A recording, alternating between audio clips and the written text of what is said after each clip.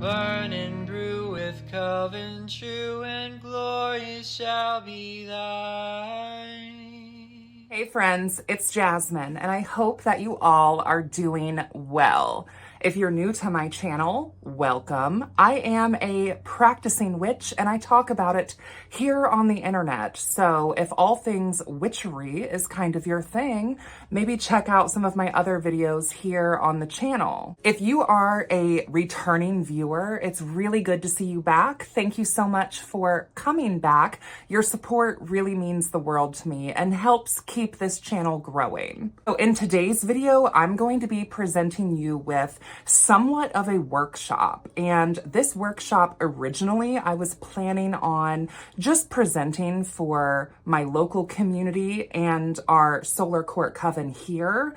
But I kind of decided that I would like to make this material more available for the wider public and the wider American traditional folkloric witchcraft sort of clanad of multiple different covens and solitary practitioners that are currently working within the Red Thread Academy. If you're not familiar with the Red Thread Academy, I'll leave a link down below. It's an online American folkloric witchcraft academy. And yeah, if you're interested, go check it out. So in this lecture, I'm going to be covering the topic of reversing, dispelling, and unweaving magic. Now, this workshop is also being presented from my own perspective as an initiate of ATW, so do keep that in mind. And if you see me looking down or see kind of like a glow coming up, hopefully it's not going to distort the visual of the actual recording too much, but that's just my laptop. I have some notes here. I'll probably leave these notes down below as well. My notes always I post on my Patreon if you'd ever like to read my musings, and all of my videos always go on to my Patreon first as a perk for those that support the channel in that way. A lot of the videos that I post there do eventually make it over here onto YouTube, and as I'm currently filming this, it is the end of August. I imagine that this will probably be released sometime next month, but we'll see. So let's just get into it. This lesson will be covering the topic of dispelling magic. These magical modalities are foundational in the specialties of healers and wardens within our craft. Now, I do want to also make a little note here that healers and wardens are among some of the specialties that we have within our coven's tradition. Your mileage may vary.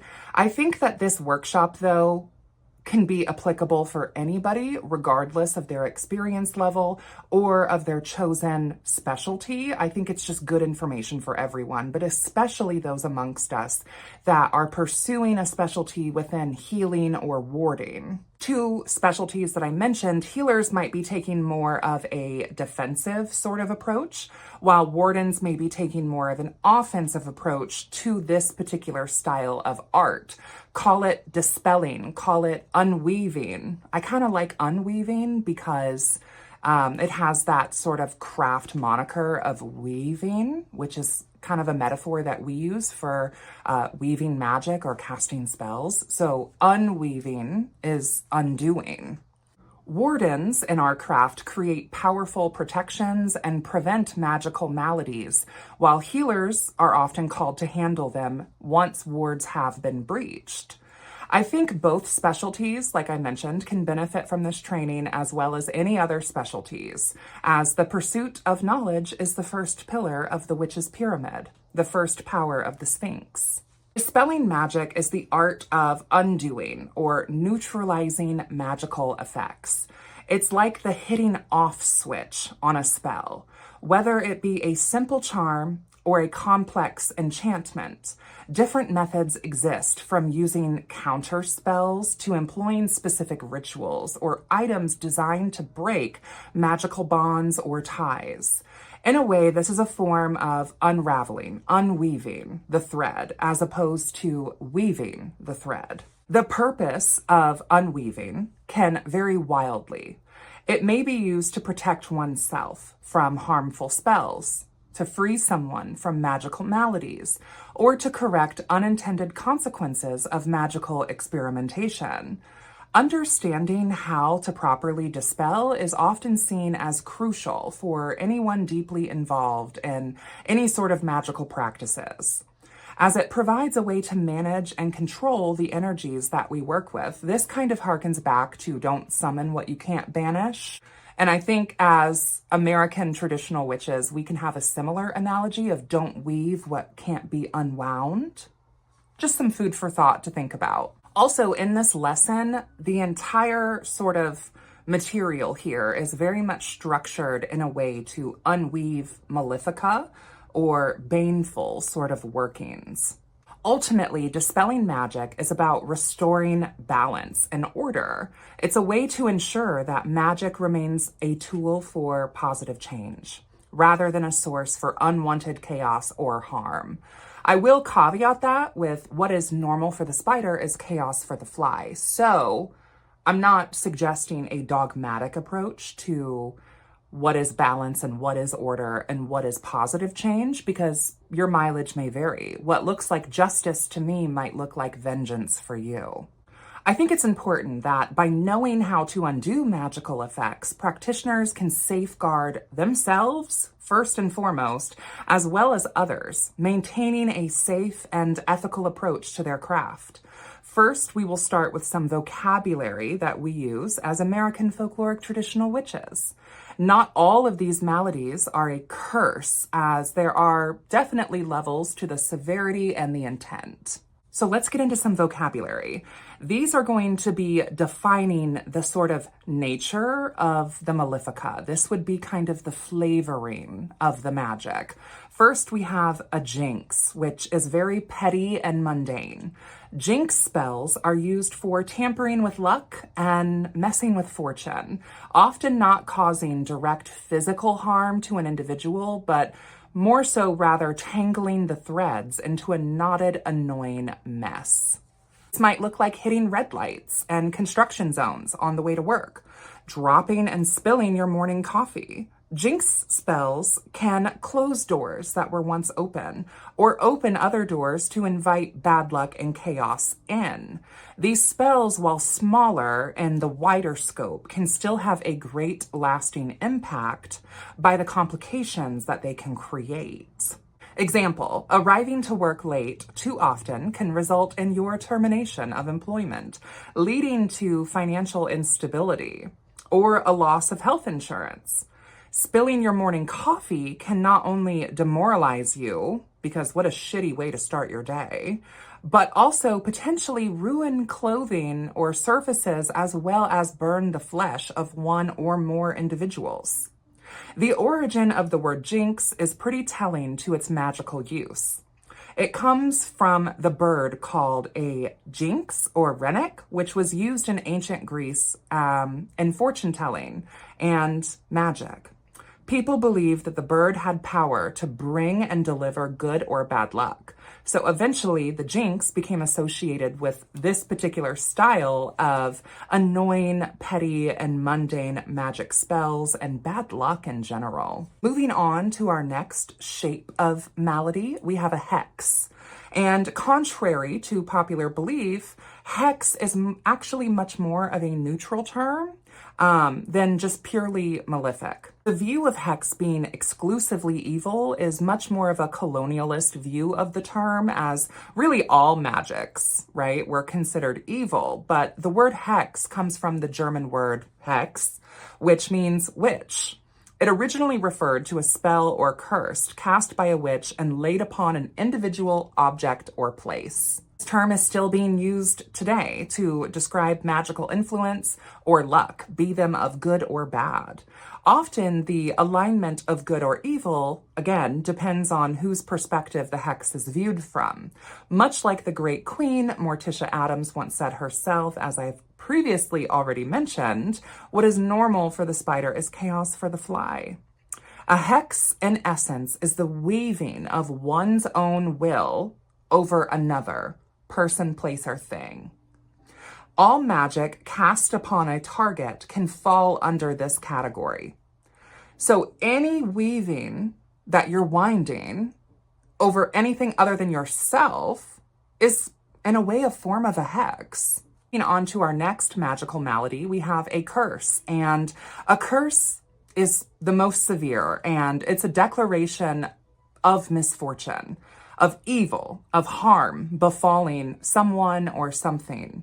The word curse originates from the Old English word curs, meaning a prayer or wish for agony to come upon someone. Over time, this word has evolved to describe a spell with a verbal expression of intense anger or hatred, believed to bring about negative consequences through supernatural or magical powers. Like I've mentioned, this is the most severe form of magical malady and usually is also the most rare, as these require a great deal of emotion and energy from the caster. Curses are to inflict severe harm and even unaliving. So we've talked about these three sort of different flavors of weaving, from jinx spells to hex spells to curses. But we need to also take a minute to talk about how these might take shape. Malefica can come by different forms of maladies. The following represent a style in which the Malefica is intended to manifest in accordance with how it was woven. This follows a sort of mind, body, and spirit paradigm approach to identifying maladies. So first and foremost, we have affliction. This is a state of pain, distress, or suffering, something that causes immense agony. The word comes from the Latin affligere, meaning to strike down or cast down. Afflictions are always physical. A heart that beats so fast that it fails, bones so brittle that they break. As we age, with anything made of biological material, there is a natural level of degeneration that occurs. Afflictions are often quick and sudden changes to the physical form that do not respond and cannot be identified merely by mundane healing. Treatment of afflictions are often found within nature, as cures often taking the forms of tonics, salves, ointments, and good old-fashioned green witchery. Now, I will give another disclaimer here as well. When we are identifying the shape, form, and flavor of maladies, it's important to remember, as clergy of the craft, as witches, that unless you are also a financial advisor, a mental health professional, a doctor, a nurse, you need to be mindful about how you are treating these sort of maladies. Be sure to come from the expressed perspective of a witch, and always refer people to seek the appropriate professional help, however that might apply. Like I said, afflictions, they're physical, they're quick, they're sudden, and they're unexplainable. Next word would be enscrollment, and this would be the second way that it can be woven. The act of writing or listing a document on a scroll. This comes from the word en, meaning to put in or on, and scroll, which in turn comes from the Old French escrow. I'm sure I'm probably not pronouncing that right. Feel free to correct me down below. This means a strip of parchment. This terminology is used to represent the mental sort of Malefica that can be worked upon the mind or heart of a target. This might suggest thoughts that are not their own, leading to actions inflicting harm, whispers that can lead to self-destruction, delusions that create chaos, confusion, and even fear.